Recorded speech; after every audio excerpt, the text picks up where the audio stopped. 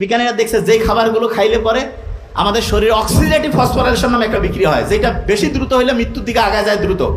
দই খাইলে অক্সিডেটিভ ফসফোরাইলেশনের বিক্রিয়াটা গতিশীলটা কমে যায়। তার মানে আপনার শরীর চলবে, কিন্তু এনার্জি সেভিং বাল্বের মতো আপনার টাইমটা আস্তে আস্তে খরচ হবে, আয়ুটা লম্বা সময় আপনার বেঁচে থাকার সম্ভাবনা তৈরি হবে। আমাদের প্রত্যেকের যে হায়াত আছে এটা ইউনিট আকারে আছে। আমরা যদি এখানে বোমা ফেলি প্রত্যেকের ইউনিট এখনই শেষ, প্রত্যেকে মারা যাবো।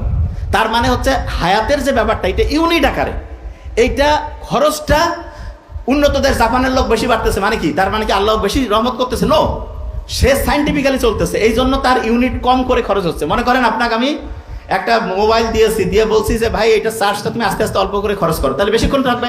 তাড়াতাড়ি যদি বেশি গেম খেলে নষ্ট করো, শেষ, তাড়াতাড়ি অংশ। বোঝা গেছে? ইউনিট আকারে থাকে যে জিনিসটা। তবে হ্যাঁ, এখানে ভালো করে বলতেছি যে কার হায়াত কতটুকু থাকবে এটা আল্লাহ জানে, কিন্তু আমাদের চেষ্টা করতে হবে যাতে করে আমরা ইউনিটটা সহজে খরচ না হয়, যেটাতে অল্প অল্প করে খরচ করবো। দই খাওয়া ইউনিট স্লো হয়ে যাবে। বিজ্ঞানীরা দেখছে যে খাবারগুলো খাইলে পরে আমাদের শরীরে অক্সিডেটিভ ফসফোরাইলেশন নামে একটা বিক্রিয়া হয়, যেটা বেশি দ্রুত হইলে মৃত্যুর দিকে আগায় যায় দ্রুত।